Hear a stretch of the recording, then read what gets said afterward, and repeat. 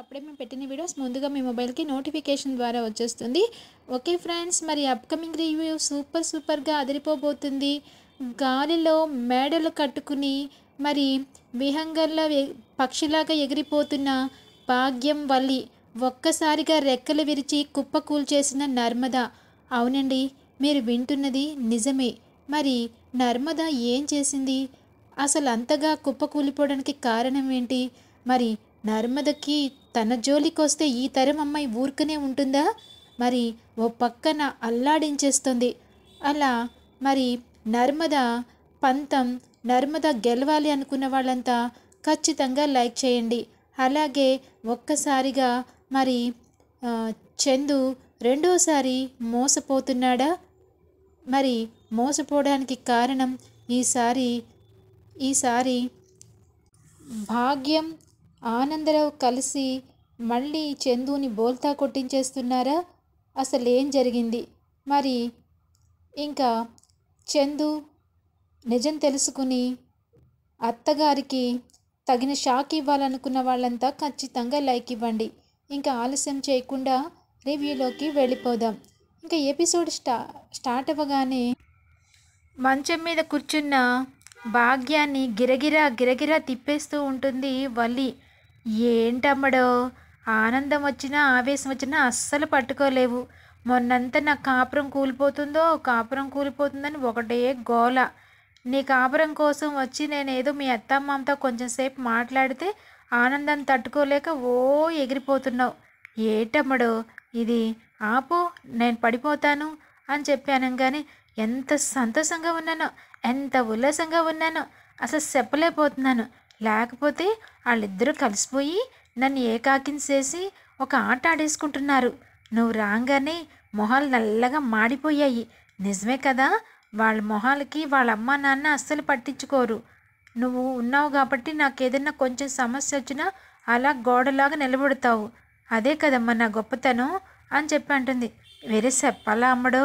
నీకు నీ బలం ఎవరనుకుంటున్నావు? మీ అమ్మ మీ నాన్న. నిన్ను ఈ ఇంట్లో ఎవరు ఏమన్నా కానీ చెడుగుడు ఆడుకోను నేను. ఆ రామరాజు అంటారు. ఆయనకేం తెలిసే? ఆయన పొద్దునెళ్తే రాత్రికి వస్తారు. బయట ప్రపంచం, బయట మనం ఎన్ని మోసాలు చేసుకొని తిరిగాము, ఎంతమందికి మోసాలు చేశాము, అవన్నీ పట్టుపడ్డామా? ఇప్పుడు కూడా ఇది అంతే. మన ముందున్నవి రెండు విషయాలు. ఒకటి నీ దగ్గర ఉన్న బంగారం నకిలీ బంగారం, రెండోది అల్లుడు గారికి ఇస్తానన్న 10 లక్షలు. అమ్మోయ్, గుర్తొచ్చిందే, మర్చిపోయాను. నీ గోల్లో పడిపోయి ఇంటికొస్తే అల్లుడు గారు ఈ 10 లక్షలు అడుగుతారేమన్న సంగతే పూర్తిగా మర్చిపోయాను. ఇప్పుడు ఏంటి చేయమంటావు అని చెప్పి అనగానే, బాబోయ్, నాకు గుర్తులేదమ్మా, ఇప్పుడు వచ్చేస్తారేమో ఆయన ఆడడానికి అనే లోపలే అక్కడే నించుంటాడు చందు. చందుని చూసి ఒక్కసారిగా మరి వణికిపోతూ ఉంటుంది వల్లి. ఇంకా అక్కడే నించుని కోపంగా చూస్తూ ఉంటాడు. ఏంటే అమ్మడు, మనం అనుకున్న మాటలన్నీ అల్లుడు గారు వినేశారా? ఎందుకలా కోపంగా చూస్తున్నారు? ఏమోనే, నాకేం తెలుసు, రాబా అని చెప్పి అనగానే ఇంకా వెంటనే భాగ్యం, అమ్మా, అల్లుడు గారు వచ్చారు, నీతో ఏదో మాట్లాడాలనుకుంటున్నట్టున్నారు. నేనెందుకే పానకంలో పుడకలాగా వెళ్ళిపోతున్నానుండు అనగానే, ఆగండి అత్తయ్య అని చెప్పేసి అంటాడు. నేనా? ఎందుకు బాబు అనగానే, మీతో మాట్లాడాలి. నాతో మాట్లాడాలా? దేనికోసం? 10 లక్షల కోసం అత్తయ్య అనగానే, 10 లక్షలా? అయ్యో, హార్ట్ సంగతి ఇప్పుడెందుకు బాబు? అలా ఎలా అంటారండి? 10 లక్షలు తీసుకుని ఎన్ని రోజులైంది? వడ్డీకి అని తీసుకున్నారు. వడ్డీ కట్టడం లేదు, అసలు ఇవ్వటం లేదు. ఆ సేటు నన్ను చెడుగుడాడుకుంటున్నాడు. ఇంకా ఎక్కువగా కాలక్షేపం చేస్తే మా ఇంటికి వస్తానని బెదిరిస్తున్నాడు. నాకు తెలీదు అత్తయ్య, ఇదంతా నాకు తెలీదు. ఇప్పుడు నాకు డబ్బులు కావాలి అని చెప్పేసేసి గొంతు మీద కూర్చుంటాడు చందు. చూడు బాబు, ఇవన్నీ ఇవ్వంగానే అయిపోయేవా? తిన్న కంచంలో ముద్దనే నోట్లో పెట్టుకోవడానికి టైం తీసుకుంటాము. అలాంటిది 10 లక్షలు నేను తీర్చాలి అంటే కొంత టైం పట్టిద్ది. ఏమనుకోకుండా కూసంతా 10 రోజులు టైం తీసుకో బాబు. ఏంటి, 10 రోజులు టైం తీసుకోవాలా? 10 సెకండ్లు కూడా తీసుకోడంట. మీరు ఇస్తే ఇప్పుడు వెళ్ళి ఆయనకి కట్టేస్తా. నా నెత్తి మీద ఈ బరువుని మొయ్యలేకపోతున్నాను. నాకు మనశ్శాంతి లేకుండా అయిపోతుంది. ఏం చేస్తారో నాకు తెలియదు అత్తయ్య, మీరు మాత్రం ఆ డబ్బులు తీసుకొచ్చి ఇవ్వాల్సిందే అనగానే వెంటనే ఏటమ్ముడు, ఏటి బాబు ఇలా మాట్లాడేస్తున్నావు? డబ్బులు ఇప్పుడికిప్పుడంటే ఎక్కడ తీసుకొచ్చేది? మాకు పెద్ద పెద్ద వ్యాపారాలు ఉన్నమాట నిజమే. ఆ వ్యాపారాల్లో కొన్ని ఒడిదుడుకులున్నాయి. అందుకే మొన్నంతా ఊర్లో లేము. అక్కడికి వెళ్ళాము. నీకేం చెప్పాలి? ప్రతి విషయం ఏం చెప్పుకుంటాను చెప్పు అని చెప్పేసి అంటూ ఉంటుంది. చూడండి అత్తయ్య, మీ ప్రతి విషయం నాకు చెప్పాల్సిన అవసరం లేదు. నేనిచ్చిన 10,00,000 విషయం తీర్చేస్తే నాకు చాలా నెత్తి మీద ఈ బరువు కొండని మొయ్యలేకపోతున్నాను. మీరు ఏం చేస్తారో తెలీదు. రైట్ నో నాకు ఇప్పటికిప్పుడు పేమెంట్ కావాలి అనంగానే ఇంక వెంటనే అప్పుడే పరిగెత్తుకుంటూ అక్కడికి ఆవిడ గారు, ఆవిడ గారు అనుకుంటూ ఆనందరావు వస్తారు. ఇక్కడ చూసి అయ్య బాబోయ్! అల్లుడు గారు మీరు ఇక్కడున్నారా? నేను మొత్తం వెతికేసుకుంటున్నానండే అనంగానే ఏమైంది మావయ్య అనంగానే ఏం లేదు. ఏంటి ఏదో అడుగుతున్నట్టున్నారు? అవును. మీకు పెళ్ళికి ముందు నేను 10,00,000 డబ్బులు తీసుకొచ్చి ఇచ్చాను కదా! అది అప్పు చేసి ఆ సేటు అసలు ఊరుకోవటం లేదు. అది చెప్తుంటే మీ భాగ్యం గారికి అర్థం కాకుండా పోతుంది అని చెప్పేసి అంటాడు. అయ్యో! ఆవిడ గారు ఎందుకండి టెన్షన్ పడతారు? మీరు టెన్షన్ పడి అల్లుడు గారు టెన్షన్ పెడుతున్నారు. మనకి ఉన్న బిజినెస్‌ల్లో ఏ అకౌంట్‌లోంచి తీసిస్తే ఏమయ్యేదంట? అవన్నీ మనకు సంబంధించినయే కదా! మనం తర్వాత లెక్క రాసుకోవచ్చు కదా! అని చెప్పేసి అంటూ వెంటనే మరి ఒక బ్లాంక్ చెక్‌ని తీసి బాబు చంద్రశేఖర్ చేతులు బాగున్నాయా? అంటే ఎందుకు మావయ్య? అదే నీ డబ్బులు అడిగావు కదా! మంచిగా బిజినెస్ చేసుకో. నీ డబ్బులు మాకెందుకయ్యా? నా కూతురు జీవితం బాగుండాలి కానీ అని చెప్పేసి అనుకుంటూ ఇంకా ఆ బ్లాంక్ చెక్ ఇచ్చి నువ్వు ఇందులో ఎంత డబ్బు కావాలన్నా అంత డబ్బు రాసుకో అనగానే అచ్చా అలా ఎలా రాసుకుంటానండి, నాకు ఎంత ఇవ్వాలో అంతే రాసుకుంటాను అని చెప్పేసి అంటాడు. ఇంకా ఇదిలా ఉండగా ఇంకా చెక్కుని చూసి సంతోషంతో చందు ఒక్కసారిగా ఎగిరి గంతేస్తాడు. ఏంటి మావయ్య ఇంత ఇదిగా అడుగుతూ ఉంటే అత్తయ్య గారు అసలు పట్టించుకోలేదు. మీరు చిటికలో రాసిచ్చారు చెక్కు. ఇది నిజంగానే బ్యాలెన్స్ ఉందా అని చెప్పి అడుగుతాడు. అస్ బాబోయ్ బ్యాంకులో అమౌంట్ లేదు. నాన్న ఎంత పని చేసావు అని చెప్పి ఓ పక్కన మరి భాగ్యం మరొక పక్కన వల్లి టెన్షన్ పడిపోతూ ఉంటారు. ఇంకా చెక్కు తీసుకుని చాలా సంతోషంగా థ్యాంక్ యూ మావయ్య గారు, థ్యాంక్ యూ అనగానే నా కూతుర్ని బాగా చూసుకోండి అయ్యా. ఇన్ని మీకు నీ పేరు రాసుకుని బ్యాంకులో వేసుకో, నువ్వెవరికి ఇవ్వాలో వాళ్ళకి ఇచ్చేసేయి అని చెప్పేసి చాలా చక్కగా చెప్పడంతో అలాగే షాక్లో ఉండిపోతుంది భాగ్యం. ఇంకా వెంటనే అక్కడ ఆనందరావు ఏమే ఇంటికి రావా? కరెంట్ షాక్ కొట్టిన కాకిలాగా అలా అయిపోతావే, పద ఇంటికి అని చెప్పేసి అంటాడు. అలాగే నేను చెప్పేసి వెళ్ళొస్తానమ్మా అనుకుంటూ భాగ్యం అక్కడి నుంచి ఇంకా ఆనందరావుతో పాటు బయటకు వస్తుంది. ఇంకా ఇది ఇలా ఉండగా ధీరజ్ కూర్చుని డెలివరీకి వెళ్తూ దారిలో ఇంకా సైకిల్ ఆపి నవ్వుతూ ఉంటాడు. తనకి నవ్వొచ్చేస్తూ ఉంటుంది. అయినా ఇదేంటి నిన్న జరిగిన సంఘటన చూస్తుంటే నాకు నవ్వు ఆపుకోలేకపోతున్నాను అని బాబోయ్ ఈ నవ్వు తట్టుకోలేకపోతున్నాను అని చెప్పేసి పగలబడి అక్కడే కూర్చుని నవ్వుకుంటూ ఉంటాడు. నవ్వుకుంటూ అసలు ఈ రౌడీ రాణి ఏంటి మరి ఇంత గయ్యాలికి తయారైపోతుంది అని చెప్పేసి అనుకుంటూ అది నన్నే కొడుతుందా, నన్ను ఎగిరెగిరి తంతుందా అని చెప్పేసి నవ్వుకుంటూ ఉంటాడు. అయినా మరి నిజంగానే కదా, దాని బాధను కూడా అర్థం చేసుకోవాలి కదా. నన్ను చూసి అలా అనడం కరెక్టేలే, నిజంగానే పాపం బాగా కోపం వచ్చి ఉండొచ్చు అని చెప్పేసి అనుకుంటూ లేకపోతే అంతిదిగా ఎగిరి తన్ని లోపలికి ఎందుకు వెళ్తుంది అని చెప్పేసి అనుకుంటాడు. అసలు రామాయణం ఏంటంటే మరి ధీరజ్ బలవంతంగా మరి ఇంట్లో నుంచి పంపించడానికి ట్రై చేస్తున్న ప్రేమకి బాగా కోపం వచ్చి నన్ను పంపించేస్తావరా, నేను వెళ్ళను అని చెప్పి బలవంతం పెడుతూ ఉంటే ధీరజ్ కూడా బలవంతంగా తోస్తూ ఉంటాడు. ఇంకా నేను వెళ్ళనంటుంటే నన్ను ఎందుకులా నెట్టేస్తున్నావు అని చెప్పి వెనక నుంచి ఒక తన్ని లోపలికి వెళ్తుంది. ఆ విషయం గుర్తు చేసుకుని నవ్వుకుంటూ మొత్తానికి ప్రేమ మీద ఉన్న ప్రేమని ఎక్స్ప్రెస్ చేస్తూ నవ్వుకుంటూ బిజీ అయిపోతాడు మరి ధీరజ్. అయినా అది నిజంగానే శివంగినే అని చెప్పేసి అనుకుంటూ ఉంటాడు. ఇంకా ఇదిలా ఉండగా నర్మద మంచం మీద కూర్చుని కాఫీ తాగుతూ ఉంటుంది. ఏంటక్క ఇంత కూల్గా కాఫీ ఎలా తాగుతున్నావు నువ్వు అని చెప్పేసి అంటుంది. ఏ కూల్గా కాకపోతే వేడివేడిగా ఎవరిని మాత్రం ఏమనాలి అని చెప్పేసి అంటుంది. అదేంటక్క, నిన్న జరిగిన విషయంకి నీకు బాధ లేదా? ఏ విషయం? అసలు ఆ వల్లి వాళ్ళమ్మ మనల్ని అవమానించడానికి మన ఇంటికి వచ్చినట్టు మీకు అనిపించలేదా? అవును, అనిపించింది. నీకు ఆ మాత్రమే తెలుసు. నన్ను ఇంకా పక్కకెళ్ళి చాలా మాటలు మాట్లాడింది తెలుసా నీకు ప్రేమ అనంగానే, ఏంటక్క, నిజమా? మళ్ళా నిన్నేమనింది? అయ్యో, ఆమె టార్గెట్ అంతా నేనే కదా, నిన్ను కూడా అంతగా కేర్ చేయటం లేదు. మొత్తం కలిపి నన్ను చాలా వాళ్ళు ఎలివేట్ చేస్తున్నారు తెలుసా అనంగానే, అదేంటక్క, నన్ను కూడా అనింది కదా, చెప్పకుండా మామయ్య గారు చెప్పకుండా ట్యూషన్ చెప్తున్నానని, వాళ్ళ కూతురు అలాంటిది ఏమీ చేయదని, పద్ధతిగా మరి పద్ధతికి చీర కట్టినట్టుగా ఉంటుందని ఎంత గొప్పలు చెప్పుకుంది అని చెప్పేసి అనంగానే, చెప్తుంది చెప్పే వాళ్ళకి వినేవాళ్ళు లోకు కదా ప్రేమ, అందుకే ఎన్నన్నా చెప్తుంది. వాళ్ళ అమ్మ భాగోతం, వాళ్ళ నాన్న భాగోతం, వల్లి భాగోతం బట్టబయలైతే బావగారి జీవితం ఏమైపోతుందానని ఆలోచిస్తున్నాను తప్ప వాళ్ళు నాతోనే పెట్టుకుని నన్ను ఆడాడించాలని చూస్తోంది వల్లి. కానీ ఈ మోసాలు, కుట్రలు, కుతంత్రాలు తెలియకపోతే మోసపోతూనే ఉంటారు కదా.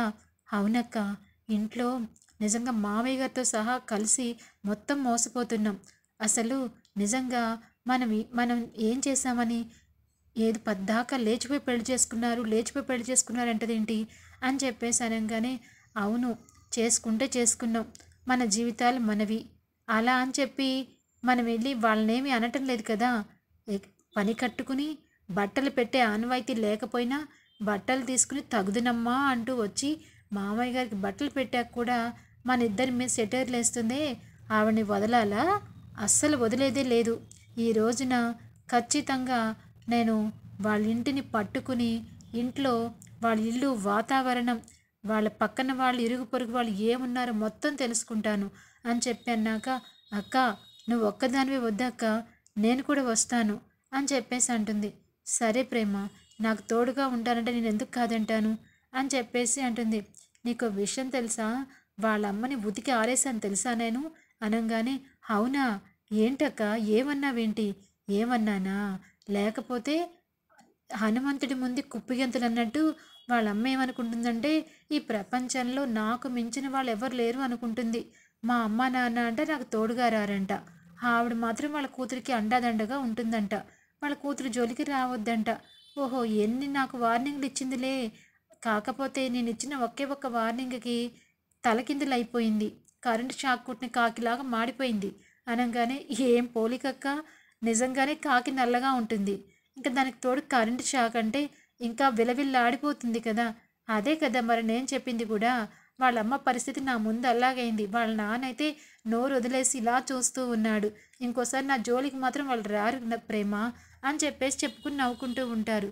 ఇంకా అక్క, ఎన్నింటికి వెళ్దాం వాళ్ళ ఇల్లు వెతకడానికి అంటే, నేను ఆఫీస్కి వెళ్ళొచ్చిన తర్వాత సాయంత్రం నీకు ఫోన్ చేస్తాను, నువ్వు యాజ్ టీజ్గా లొకేషన్కి వచ్చేసేయి అని చెప్పాను. కానీ సరే అక్క అని చెప్పేసి అంటుంది. నాకు ఆఫీస్కి టైం అవుతుంది, వెళ్తున్నాను ప్రేమ అని చెప్పి నర్మద ఆఫీస్కి వెళ్ళిపోతుంది. అవును, నేను కూడా ఈవినింగ్ డ్యాన్స్ క్లాస్కి వెళ్ళాలి. క్లాస్లు అయిపోయిన తర్వాత అక్క ఫోన్ చేస్తే వాళ్ళ ఇంటి అడ్రస్ తెలుసుకోవడానికి వెళ్ళాలి. అప్పటి వరకు అప్పటి వరకు ఇంకా ఇంట్లో ఏదో చిన్న చితక పనులుంటే చేసుకోవాలి అనుకుంటూ ప్రేమ లోపలికి వెళ్ళిపోతుంది. ఇంకా ఇది ఇలా ఉండగా ఇంటికి వెళ్ళి కోలుబడిపోతుంది భాగ్యం. అమ్మో అమ్మో అమ్మో, అసలు ఏంటయ్యా నువ్వు, అసలు ఏమనుకుంటున్నావు నువ్వు? డమ్మీ చెక్కి తీసుకెళ్ళి అల్లుడు గారికి ఇచ్చావేంటి? బుద్ధి బుర్ర ఉందా నీకు? పొట్ట పెరగడం, బుర్ర తగ్గిపోవడం తెలుస్తుంది కానీ వేరేది ఏమీ తెలియదా నీకు? అదేంటండి, మనం ఏదైనా సమస్య ఉన్నప్పుడు గట్టెక్కడానికి వెంటనే సెక్కిమ్మంటారు కదా, అలాగే ఇచ్చాను. ఏమి ఇచ్చావయ్యా? అల్లుడు గారికి డమ్మీ చెక్కించుకుంటావా? కూతురు జీవితంలో నువ్వే నిప్పులు పోస్తావా ఏంటి? అసలు అంతా అయిపోయింది. ఏదో నేను 10,000 కోసం చెప్పుకుంటూ ఉందామనే లోపల నిన్నెవడు రమ్మన్నాడు? నువ్వెందుకు ఇచ్చావు? అయ్యో, నాకు ఒకటే నర్మదా ఒకటే శత్రువు అనుకుంటే ఇంటిలో నువ్వు కూడా నాకు శత్రువుల్లో తయారవుతున్నావేంటయ్యా? ఆవిడగారు క్షమించండి, నాకు వేరే అర్థం కాలేదు. మన పిల్ల జీవితం బాగుండాలని పని చేశాను. ఇప్పుడు ఏం చేయమంటారు చెప్పండి అనంగానే, ఇప్పుడు ఏమీ చెయ్యొద్దు, అయినా ఆ నర్మద మామూలుది కాదు, అది ఇంకేమైనా చేసిద్దామని నాకు టెన్షన్గా ఉంది అని చెప్పేసి అంటుంది. టెన్షన్ ఎందుకండి అనగానే, "ఆ, టెన్షన్ ఎందుకా? అది మన ఇల్లు వాకిళ్ళు చూడాలని చెప్పి అడ్రస్లు అన్నీ పట్టుకు తిరుగుతోంది. ఆ అడ్రస్కి మనం ఇక్కడికి వస్తే మనం అప్పుడు ఏం చేసాము, రెంట్కి తీసుకొని ఒక ఇంట్లో ఉండి మన వల్లి పెళ్లి చేశాము. అది పెద్ద బంగళా. ఇప్పుడేమో ఇక్కడ పూరి గుడిసెలకి సమానంగా ఉన్న ఇంట్లో ఉంటున్నాము. అల్లుడు గారు కానీ ఒకవేళ నర్మద కానీ వస్తే మన బండారం అంతా బట్టబయలైపోదా అని చెప్పేసి అంటూ ఉంటుంది. ఇంకా అవన్నీ నేను చూసుకుంటాలేవే, నువ్వు జాగ్రత్తగా ఉండు అని చెప్పేసి అంటాడు. సరే అని చెప్పేసి ఇంకా కాయగూరలు కోసుకుంటూ కూర్చుంటుంది. ఇంకా ఇది ఇలా ఉండగా, వల్లి, మీ నాన్న చాలా మంచోడు వల్లి. మీ అమ్మ ఎంత కష్టంగా ఉందని చెప్పినా అర్థం చేసుకోకపోయినా, మీ అమ్మ అర్థం చేసుకోకపోయినా మీ నాన్నగారు అర్థం చేసుకున్నారు. నాకు చాలా చాలా సంతోషంగా ఉంది. ఇప్పుడే వెళ్ళి సేటుకి చెక్ ఇచ్చేస్తాను. ఇచ్చేస్తే సేట్ ఇంకా మన జోలికి రాడు, మనం హాయిగా ఉండొచ్చు. అప్పుడు నువ్వు అనుకున్నవన్నీ నీకు హనీమూన్కి కూడా తీసుకెళ్తాను వల్లి, నువ్వేం బాధపడకు అనగానే, అయ్ బాబోయ్ అయ్ బాబోయ్, ఆ చెక్కు తీసుకెళ్ళి సేటుకిస్తే సేటు బ్యాంకులో వేసుకుంటే వెంటనే అది బౌన్స్ అయిపోతుంది.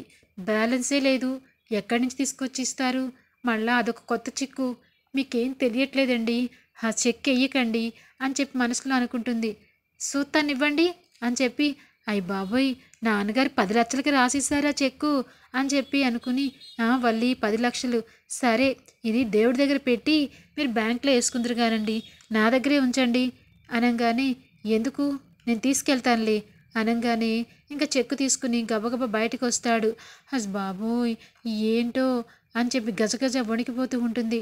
ఒక్కసారిగా జ్వరం ముంచుకొచ్చేస్తుంది వల్లికి. ఎందుకంటే చెక్కు తీసుకెళ్ళి బ్యాంకులో వేస్తే మరి మొత్తం అంతా వ్యవహారం అంతా బయటకు వచ్చేస్తుంది కదా. గజగజ వణికిపోతూ ఉంటుంది. ఇంకా దుప్పటి ముసుగు కప్పుకొని ఇంకా అంటూ ఉంటుంది. అయినా నా బాధ ఎవరు అర్థం చేసుకుంటారులే. మా అమ్మని రమ్మంటే అదేదో సామెత చెప్పినట్టుగా కొండ నాలికకు మందు వేస్తే ఉన్న నాలిక ఊడినట్టుగా ఏం చేశారు చూడు. ఇప్పుడేదో వాళ్ళ మీద ఏదన్నా పగ తీర్చుకోవాలి అనుకుంటే నాకే ఎసరు పెట్టి వెళ్ళిపోయారు అని చెప్పేసి అనుకుంటూ ఉంటుంది. ఇంకా ఇలా పడుకుంటే కాదు, ఇంట్లో పనులు బోళ్ళని ఉన్నాయి కదా అని చెప్పేసి వంటింట్లోకి వచ్చేస్తుంది వల్లి. ఇంకా ఇది ఇలా ఉండగా సాయంత్రం అయ్యేసరికి ఆఫీస్లో హెవీ వర్క్తో ఉన్న నర్మద అయినా సరే తను ఖచ్చితంగా ఈరోజు వాళ్ళ ఇల్లు కనిపెట్టాల్సిందే అని చెప్పేసి అనుకుంటూ ఉంటుంది.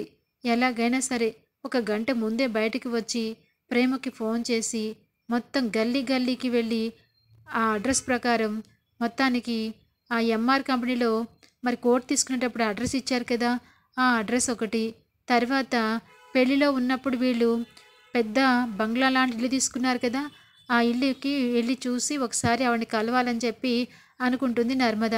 ఇంకా అనుకున్నదే ఆలస్యం అక్కడి నుంచి బయలుదేరి వచ్చి ఇంకా వెంటనే ఈ వల్లికి చుక్కలు చూపించాల్సిందే.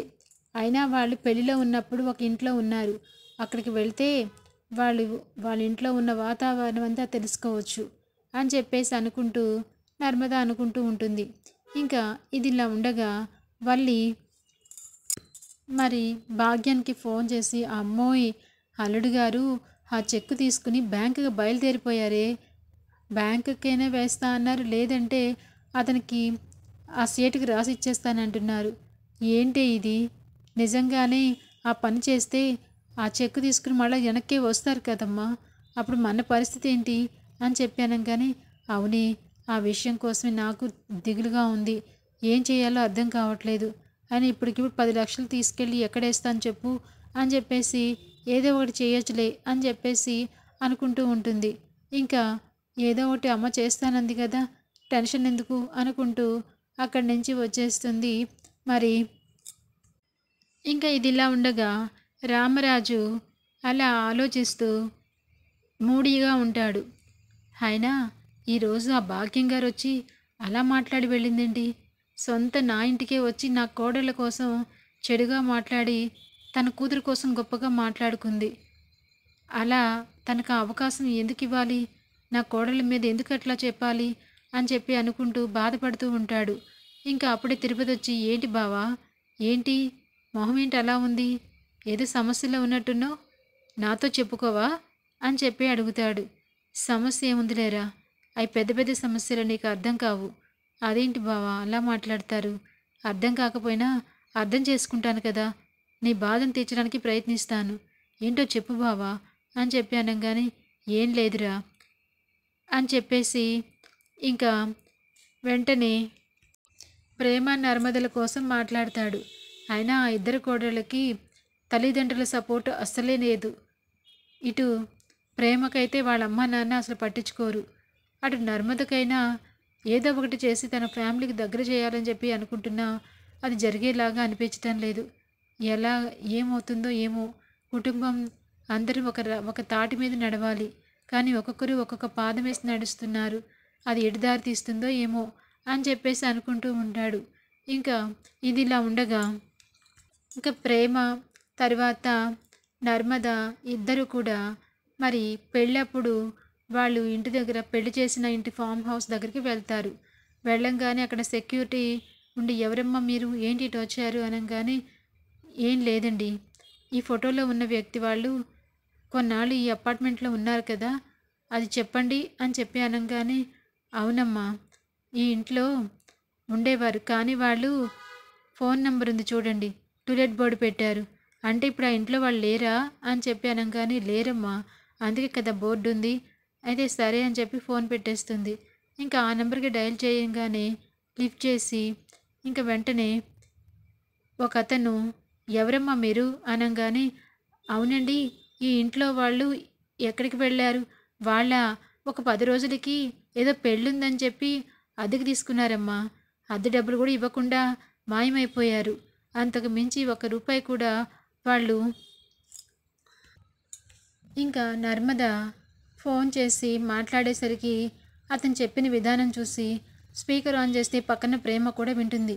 ఏంటక్క వీళ్ళు ఇంత మోసమా, పెళ్లి కోసం మాత్రమే ఆ ఇల్లు తీసుకుని ఇంటద్దె ఎగరగొట్టేసి నెల రోజులు ఇల్లు ఖాళీ చేసి వెళ్ళిపోయారని చెప్తున్నారు, ఇది ఎంతవరకు నిజమో నాకు అర్థం కావట్లేదు అని చెప్పేసి చాలా షాక్ అయిపోయాను అని చెప్పేసి అనుకుంటూ ఉంటుంది. ఇంకా ఇటొచ్చి ఇంట్లో బెడ్ అంతా సర్దుతూ ఉంటుంది. ఇంకా అలా సర్దుతూ ఉంటే అక్కడికి వేదవతి వస్తూ, ఏంటమ్మా వల్లి ఏం చేస్తున్నావు, ఏం లేదత్తయ్య, ఇంట్లో మొత్తం అన్ని బెడ్లు నీట్గా సర్దుతాను అని చెప్పేసి వచ్చానని చెప్పి అంటుంది. ఇంకా వేదవతి అప్పుడే ఏదో సౌండ్ వినిపించి బయటకు వస్తుంది. గోడ దగ్గర బామ్మని చూసి అమ్మయ్య ప్రాణం లేచి వచ్చినట్టు అనిపిస్తుంది. ఇంతవరకు ఎవరు మాట్లాడడానికి లేక చాలా ప్రాబ్లంగా అనిపించింది అని చెప్పి అనుకుంటూ ఇంకా వేదవతి బయటకు వచ్చి, ఏంటి పిన్నిగారు అన్నట్టు మాట్లాడుతూ ఉంటుంది.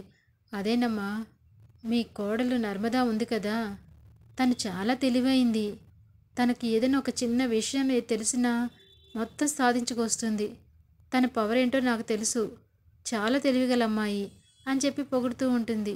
ఇంకా వెంటనే వేదవతి, అవును నా కోడలు తెలివైంది, పైగా తన చేతిలో గవర్నమెంట్ జాబు కూడా ఉంది, అందుకని తనంటే గౌరవం, తన మీద ప్రేమ రెండూ ఉంటాయని చెప్పేసి చెప్తుంది.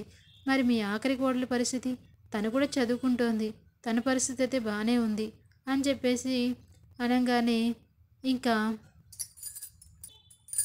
ఇటు నర్మద ఫోన్ చేసి మాట్లాడుతూ ఉంటే వాళ్ళు చేస్తారని చెప్పిన తర్వాత ఇంకా వేదవతి బయట మాట్లాడుకుంటూ లోపలికి వస్తుంది చేతిలో ఫోన్తో.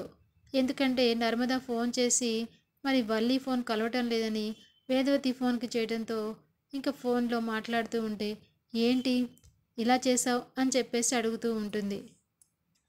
నర్మదా ప్రేమ ఇద్దరు చెప్పుకుంటూ ఉంటారు, వీళ్ళు పెళ్లి కోసమే ఈ ఇల్లు తీసుకున్నారు, ఇప్పుడేమో ఖాళీ చేసి వెళ్ళిపోయారు, వల్లి అక్కకి తగిన బుద్ధి చెప్పాలి అంటే ఒకసారి తనతో మాట్లాడాలి అని చెప్పి అనుకునేసరికి ఇంకా వల్లి అప్పుడే బెడ్ సర్దుతూ సంతోషంగా ఉన్నట్టు నటిస్తూ ఉంటుంది. ఇంకా అక్కడికి వేదవతి వచ్చి, అమ్మ వల్లి ఏం చేస్తున్నావు, ఇదిగో మీ చెల్లి మాట్లాడుతుందంట, మా చెల్లె ఎవరు అని చెప్పి అనగానే ఇంకా ఒక్కసారిగా అర్థం చేసుకుని ఓహో అన్నట్టుగా ఫీల్ అవుతూ ఉంటుంది. ఇంకా ఈ ఫోన్ మాట్లాడమ్మా అని చెప్పేసి తీసుకొచ్చి ఇస్తుంది వేదవతి. హలో అనంగానే ఇంకా అటు సైడ్ నుంచి నర్మద గొంతు వినిపించేసరికి హలో అని చెప్పేసి ఇంకా పూర్తిగా మాట్లాడుతూ వేదవతికి ఫోన్ చేస్తుంది. అత్తయ్య మీరు ఎక్కడున్నారు అని చెప్పేసి అడుగుతుంది. ఇంట్లోనే ఉన్నానమ్మా అని చెప్పి అనగానే అయితే మన వల్లి అక్క ఏం చేస్తుంది అనగానే వల్లి కూడా మంచం మీద కూర్చుంది అని చెప్పేసి అనగానే సరే అయితే నేను ఇప్పుడే వస్తున్నాను అని చెప్పేసి ఫోన్ పెట్టేస్తుంది. ఇంకా ఇది ఇలా ఉండగా మరి వెంటనే అటువైపు వేదవతికి ఫోన్ చేసి ఒకసారి వల్లి అక్కకి ఇమ్మనంగానే వల్లి మాట్లాడుతుంది. ఇదిగో వల్లి అక్క, మీ అమ్మకి ఫోన్ చేసి ఎక్కడున్నారో కనుక్కోమని చెప్పవా అనగానే కనుక్కోవడం ఎందుకు, వాళ్ళు చెప్పినట్టుగానే ఇంట్లోనే ఉన్నారు అని చెప్పేసి అంటుంది. అవునా, ఇంట్లో ఉన్నారా అని చెప్పేసి అనుకుంటుంది. ఇంకా ఇంట్లో మీ అమ్మ వాళ్ళు ఇంట్లోనే ఉన్నారా వల్లి అని చెప్పి అడుగుతుంది. మరి అడగంగానే ఇంట్లోనే ఉన్నారు కదా అని చెప్పేసి చెప్తుంది వల్లి. ఇది ఇలా ఉండగా నర్మద మీ ఇంట్లో బయట టూలెట్ బోర్డు ఉంది, ఇంట్లో ఎవరు లేరు, ఎవరైనా కలవాలనుకుంటే ఈ నెంబర్కి ఫోన్ చేసి మాట్లాడతారనగానే అప్పుడు అట్నుంచి మీ అమ్మను ఒకసారి బయటకు వస్తుంది మాట్లాడాలనగానే ఏటి మా ఇంటి దగ్గర ఉన్నారా, అయినా ఏటి మీరు పద్దాక మా ఇంటికి ఎందుకు చెప్పా పెట్టుకుంటూ వెళ్తున్నారు, అదేంటి వల్లి అక్క, పూజ కోసం పూల కోసం వచ్చినప్పుడు అది చెప్పాలని ఏముంది, అందరిలాగానే నేను అని చెప్పేసి అడుగుతూ ఉంటుంది. ఇంకా ఆ విషయంలో వల్లి ఒక్కసారిగా షాక్ అవుతుంది. అమ్మో, మా ఇంటికి నర్మద వెళ్తే ఆమె అరాచకాలు నాన్న అరాచకాలు అన్నీ బయటకు వచ్చేస్తాయి అని చెప్పేసి టెన్షన్ పడిపోతూ ఉంటుంది. ఇంకా అదే సమయంలో అక్కడికి ఇంకా వల్లికి చలి జ్వరం ఉంచుకొస్తుంది. ఇంట్లో వాళ్ళ అమ్మా నాన్న లేరని తెలిసిపోయింది. ఆ ఇల్లు కావాలని అద్దెకు తీసుకుని ఉన్నారని కూడా తెలిసిపోయింది. ఇంకా నిండా మునిగిపోయిన వల్లి ఏం చేయబోతుంది అన్నది నెక్స్ట్ వీడియో తెలుసుకుందాం. Thanks for watching. ఏంటి అప్పుడే మేము పెట్టిన